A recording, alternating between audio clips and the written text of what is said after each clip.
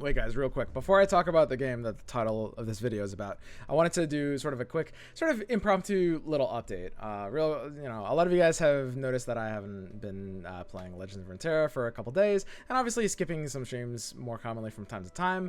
I'm not quitting Legends of Runeterra, but I am trying to play some other games for the time being. I've been struggling with burnout for actually a really long time now, not just with Legends of Runeterra, but card games as a whole, because I've been playing card games for literally 4 years straight, and a lot of you guys might not know this about me, but I used to play a lot of other different kinds of games. So just to make sure I don't get super burnt out, pretty much nothing to do with the state of Runeterra right now. The current meta is actually pretty fun, but just trying to mix things up a little bit. Additionally, I'm going to point out the way I play games is I go really deep into them. I like learning and that feeling of looking back after having accomplished a high rank in a complex game. Feels extremely rewarding, so don't expect me to play a different game every day or anything like that. Okay, so now that we've gotten that out of the way, let's go ahead and talk about this game, Eternal Return Black Survival. A name that, honestly, it's not great. It sounds, you can tell it's translated. This is a game that was made in Korea, and it sounds like one of those very generic mobile games. It took me a few days before I could even remember what it was called. Let me break down what exactly I love about this game. This is not a sponsored stream or an advertisement in any way. You would see something denoting that in the title of this video if it were. I just really like this game. It's something that I've only been playing for 4 days now. Stumbled upon it pretty recently because a lot of my friends have been playing it, and it has really captivated me. I just got done, at the time of recording, I just finished an 8-hour stream of just playing this for 8 hours straight, and it is a really complex game that has the skill ceiling of a MOBA. I would classify Eternal Return as a MOBA. So this is a free game that you can play on Steam, and I guess the best way to describe it, people say it's like Battle Royale meets MOBA. Now, before you click away being like, oh, it's another Battle Royale, here we go again, this is, I would better describe this as a MOBA with some Battle Royale elements. Basically, every facet of this game says MOBA, and in terms of the Battle Royale aspects, it feels a lot more engaging, and I'll talk more about in detail what makes this different from most battle royales, but there's a lot of major differences, and it only uses some of their surface level rules. For the most part, a better comparison would be if you're familiar with League. A lot of you guys are familiar with League. If you've played League a lot, you will probably like or love this game, and it feels more like a League, except everyone's a jungler, kind of. It's a lot of efficiency and optimization. There's a ton of strategic depth that goes into this, especially with team play, because you can play solo or with a partner, duos, or a squad, 3 people at once. So for those of you guys who are not familiar with the MOBA genre, that is Dota and League of Legends, pretty much are kind of the only big ones. There've been a couple in the past, sort of. These are games that boast a pretty incredible degree of complexity and skill ceiling. The MOBA experience is one where invariably at the start, before you learn how a lot of things work, you will die, and it will be probably a little bit frustrating, and I honestly am perfectly fine with that. I always love the experience of when you die to someone who's playing better than you. It's a challenge to me, right? A lot of I know some people that would just get frustrated at that and just kind of turn it off and just play something easier, and there's nothing wrong with that. It isn't at all. But the MOBA genre is all about that, an insane degree of complexity, an insane skill ceiling. You can just get better and better. You can always improve, and that does come with the territory of, yes, having this learning curve at the start. You should not expect to do great immediately. It's something that you just get better at over time. It always feels super rewarding, especially when you pass the hump, when you're outskilling people, and you will, if you play super well eventually, you'll always have yourself to blame. If something goes wrong, you'll always be able to look back and reflect and learn from that. And honestly, there's something about that feeling about playing a MOBA. For those of you guys who don't know, I should take at this point to mention I'm a longtime Dota player. For 4 years of my life, Dota 2 was my life.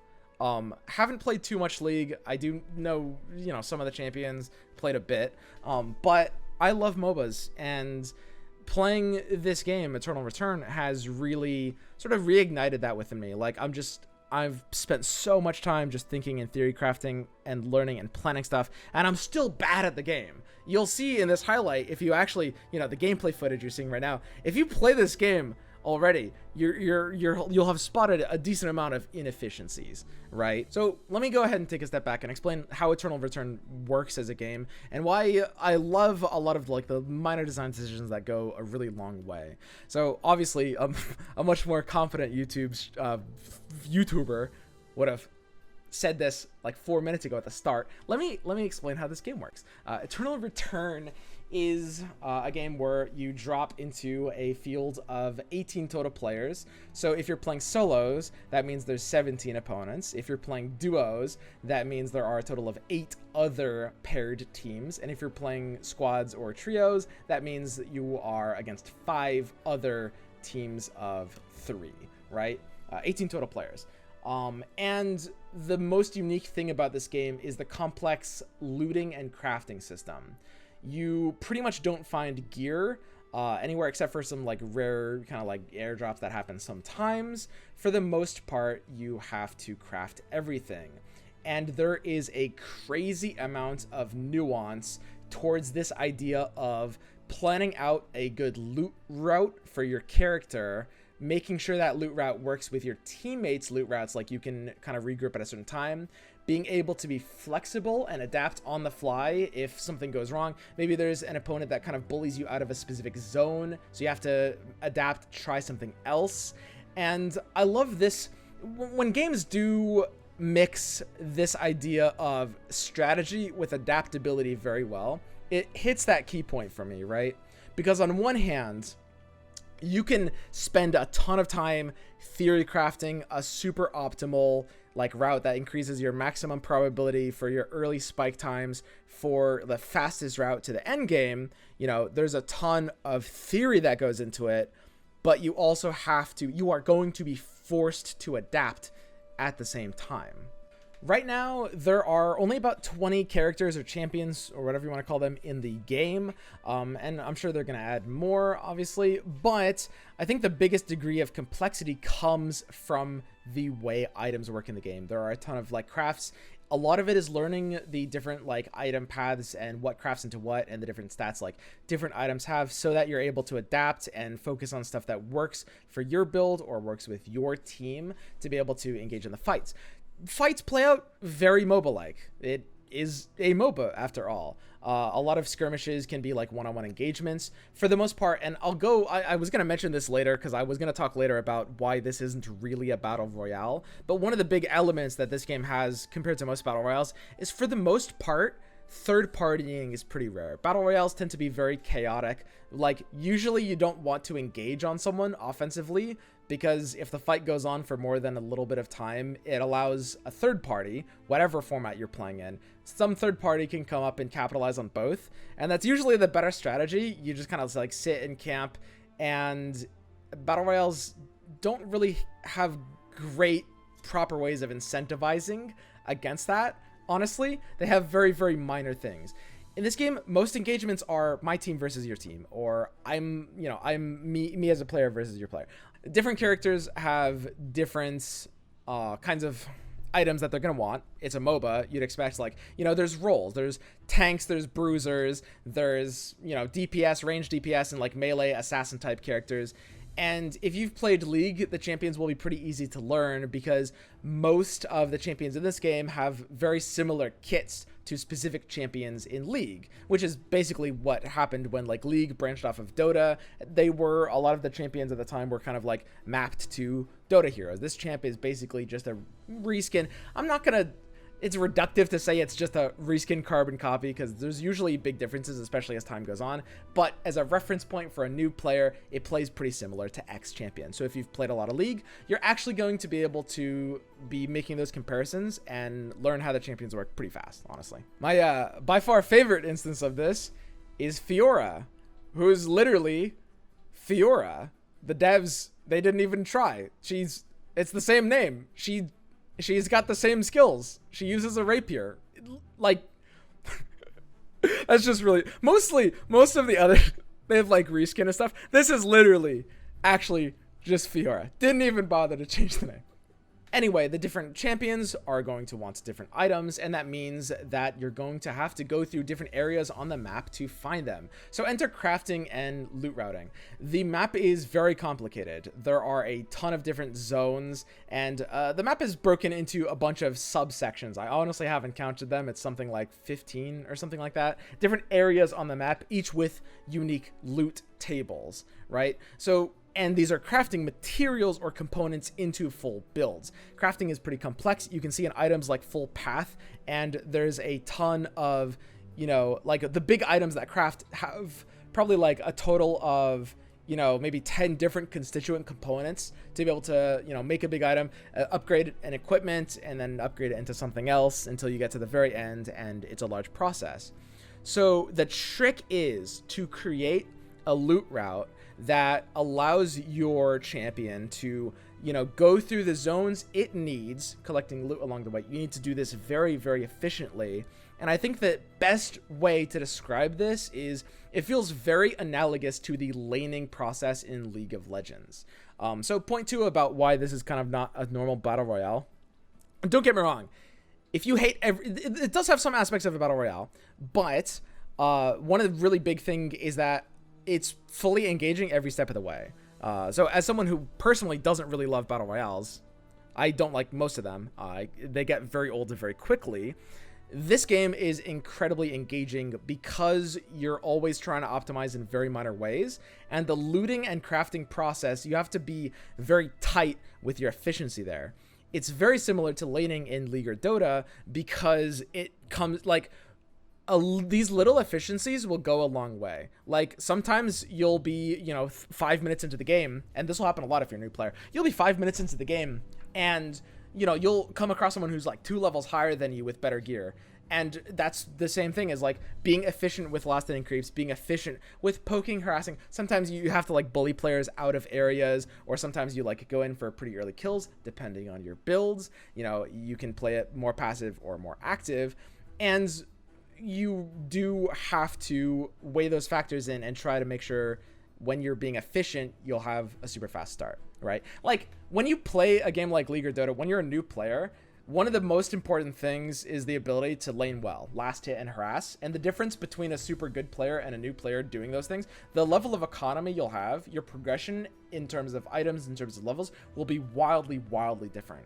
There's so much in MOBAs to the idea of optimizing this pattern, and that's a really large aspect of Eternal Return. I almost forgot the name for a second. It's a really generic name. I don't love the name. What you're seeing right now, like if you're not understanding exactly what's going on or why all the decisions are happening, it might look a lot more boring than it is. You know, if it looks really boring to you, I'm actually surprised you made it to this point of the video. But trust me, like playing it out, there's a ton of micro decisions. These efficiencies matter, and some early games, depending on, you know, how you're playing, can be super active or not active at all. It's pretty similar to, you know, if someone, and I've tried showing friends like Dota before in the past, if they've never played a MOBA or something like that before, it always like the early game, the laning phase feels kind of, you know, boring, uneventful. There's a lot of micro decisions happening, and when you're playing it out or when you're watching it while understanding these micro decisions, it's a lot more exciting and engaging, right? But if you're just watching it and not understanding anything, then it will look boring. Absolutely. The monetization works the same exact way League of Legends does. To the T, basically. You start with a couple of champions for free that everyone has access to. There's weekly rotations, so every week there's like a random selection of 5 or so different champions that everyone has access to, and you can buy champions with either the in-game currency or real money. If you want to unlock a specific champion with real money, if you want to, like, you can pay, but it's really not forced. In fact, you don't get a big advantage. You don't really gain any real advantage by paying. Doing the like in-game daily quests for the daily currency will actually get you 2 or 3 purchases of your choice off the pretty much off the bat. And what that means is, you know, you're not gonna have to pay money to play this game, which is really nice. And going off of the League of Legends comparison, this is one additional major way this game is very different from most battle royales, and one thing I really dislike about other kinds of games is that the minimap in this game will basically ping. If you're watching, you'll notice the minimap in the lower right will sometimes ping like these red warning signals. That means there's an enemy making noise there. That can be crafting or looting certain kinds of noisy things, and this is sort of meant to be a replacement for, you know, wards or vision in a MOBA, right? You can basically always see like where there are enemies. You don't have full vision. You can't see exactly their stats and their level. It's not like having a ward, and there are wards in this game that you can build and place yourself on top of that.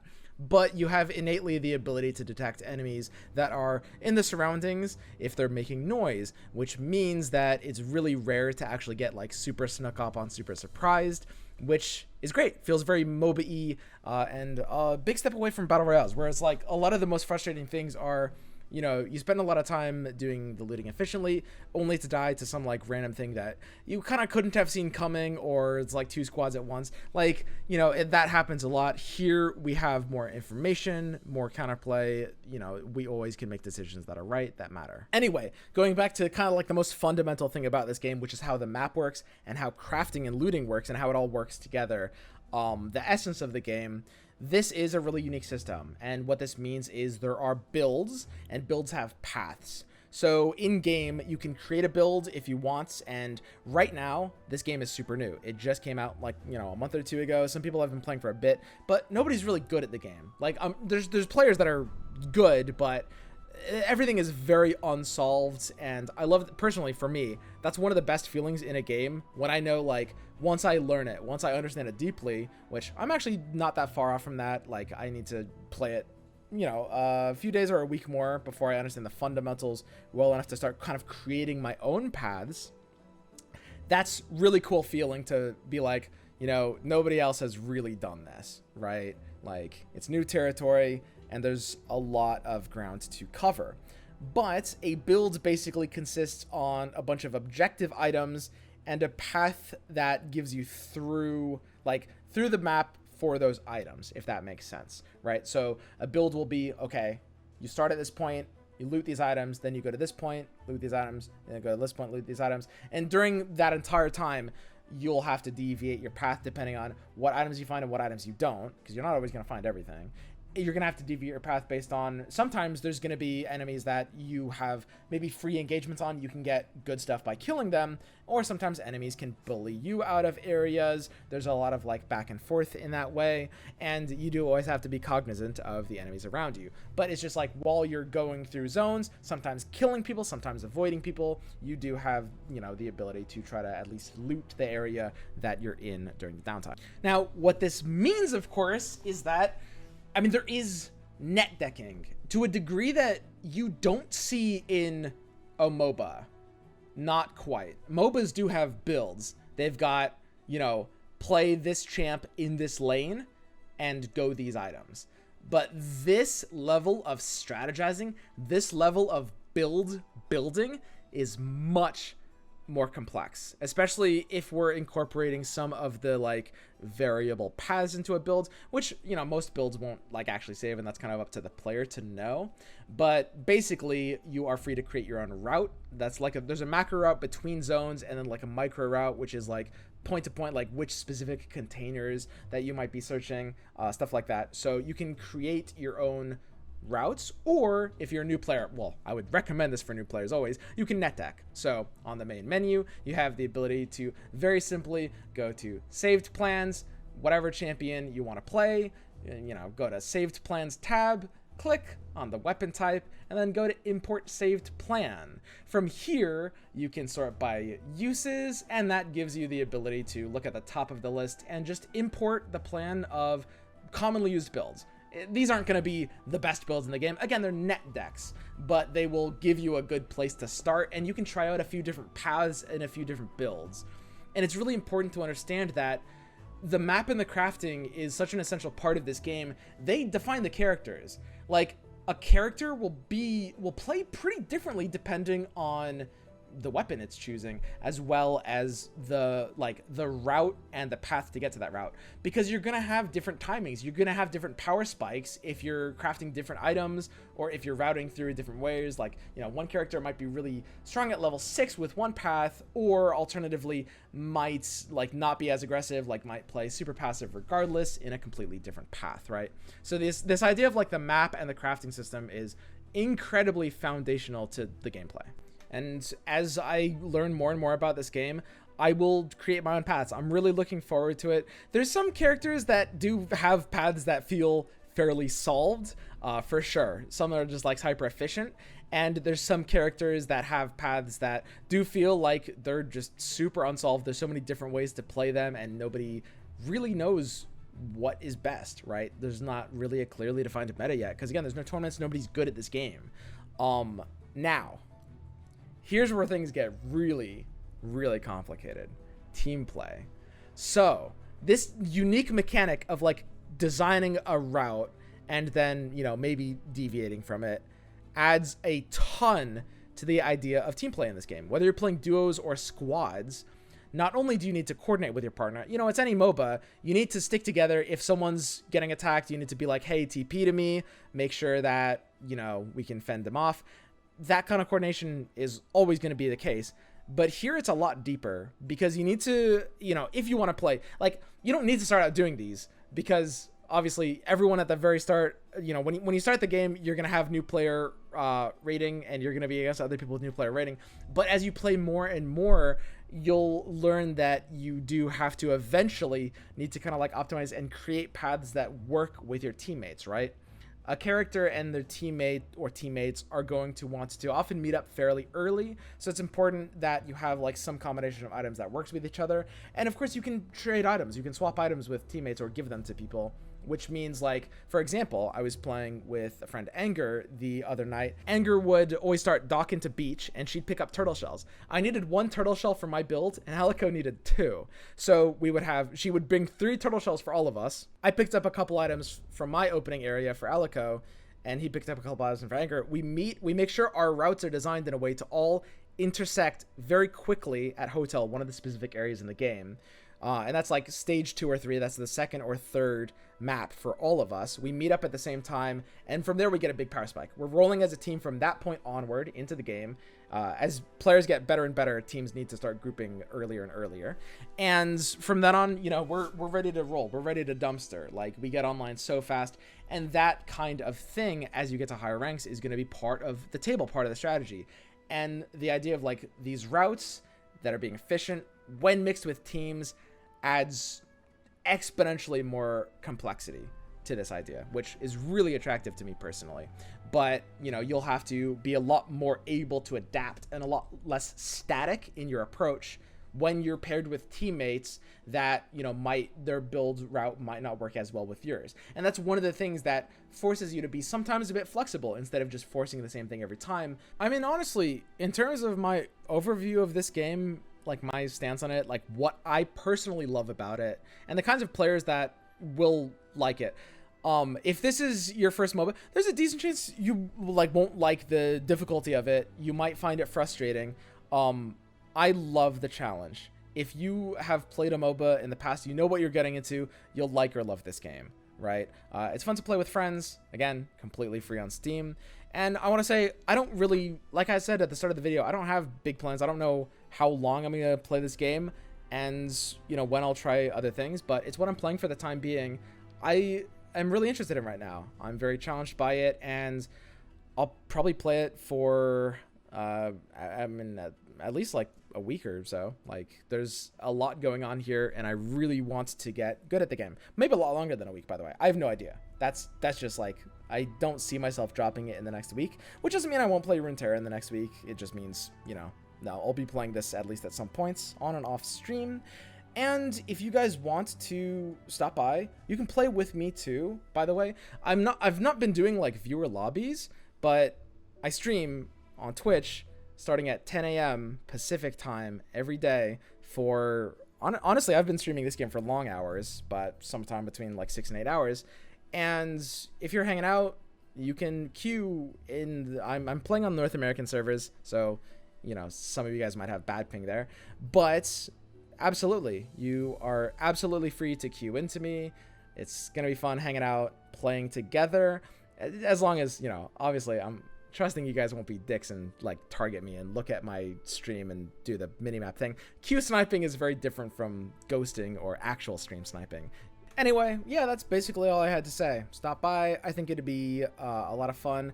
I'm pretty bad at this game. Don't let this footage fool you. If you're new to the game, you might see me killing people and think that's impressive. Well, I'll tell you what's impressive. It took me 8 hours of footage today to get a winning game to actually show as game footage while I was doing this video. I've gotten some wins, first places in the past in this game. Like yesterday I got 2, but today it was pretty rough trying to learn this new champion for me, Jackie, one of the starters. So yeah, I'm not good at this game. I still have a ton to learn, getting better every day, and it's a really fun process, man. So yeah, I will see you guys around for the stream then. All right, it's gonna be a lot of fun. Peace out, boys.